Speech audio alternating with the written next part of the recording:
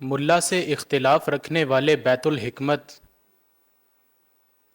اور کلیسا کو للکارنے والے ایلومیناٹیز میں کوئی فرق نہیں ہے صدر اعلی وقار۔ دونوں گروہوں کا مقصد اس کے سوا کچھ نہیں تھا کہ مذہب، فلسفے اور سائنس سے ہم آہنگ ہو جائے، لیکن رجت کے لنگر خانے پر پلنے والے ترقی پسند بستیوں کے تمام راستوں کو اجاڑنا اپنا فرض سمجھتے ہیں۔ یہی وجہ ہے کہ ملاؤں نے حکیم لقمان اور خضر کی من گھڑت حکایات تو تسلیم کر لیں، لیکن پلوٹائنس کے نظریہ توحید کے ترجمے پر الکندی کے کتب خانے کو جلا کر خاک کر دیا۔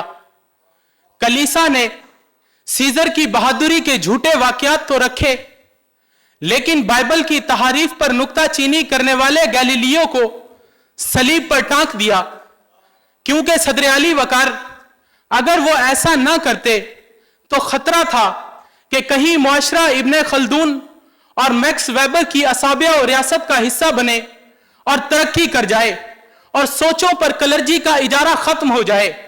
وگرنہ پوچھئے اس امام غزالی سے کہ رازی و فارابی جیسے دماغ پیدا کرنے والے معاشرے میں ہنسوں کا کھیل شیطانی کام کیوں قرار پایا؟ ارے پوچھئے اس سے کہ فلسفے کی تعلیم حرام کیوں قرار دی گئی؟ فقط اس لیے کہ وہ ایسے سوالات پر ابھارتی تھی جن کا مذہبی رہنماؤں کے پاس کوئی جواب نہیں تھا۔ یا شاید غزالی یہ سمجھتا تھا کہ انسان کا مقصد فقط عبادت گاہوں میں پیشانیاں رگڑنے کے سوا کچھ نہیں، یا پھر مذہب کا پیغام تھا کہ جلے چراغ کو بجھنا ہی چاہیے لوگوں، وگرنہ آتش فکرہ کلیسا کو خاک کر دے گی۔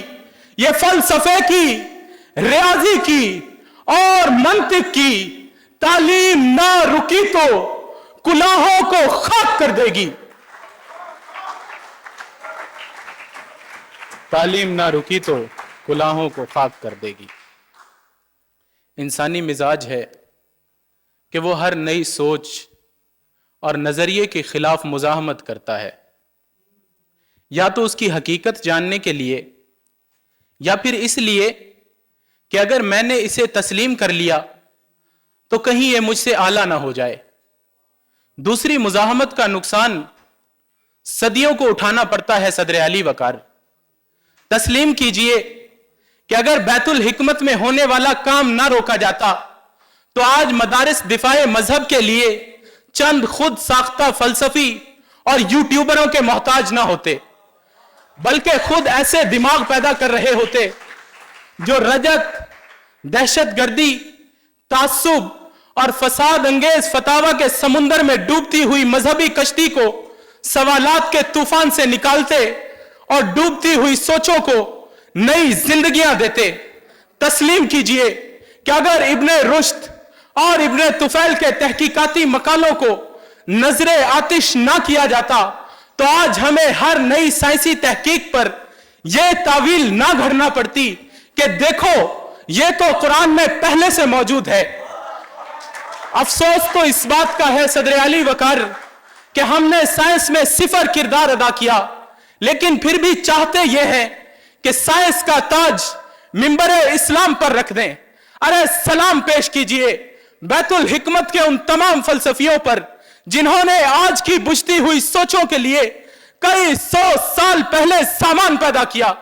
سلام پیش کیجئے ان ایلومیناٹی سائنسدانوں پر جنہوں نے کلیسا کے فریب کا نقاب نوچا، اور مذمت کیجئے ان جہلمیوں، مفتیوں، قریشیوں اور پیروں کی جو آج بھی نفرت کا سبق دے کر انسانوں کو انسانوں سے جدا کرنا چاہتے ہیں۔ مذمت کیجئے تاکہ کوئی تو ہو جو یہ کہہ سکے کہ عقل کی دین پر قدغن نہیں لگنے دیں گے، عقل نے دین کے دھاروں کو روانی دی ہے۔ بیت حکمت سے ابھی تک یہی آتی ہے صدا، मैंने बुझती हुई सोचों को जवानी दी है। मैंने बुझती हुई सोचों को जवानी दी है। आपकी समाअतों का शुक्रिया।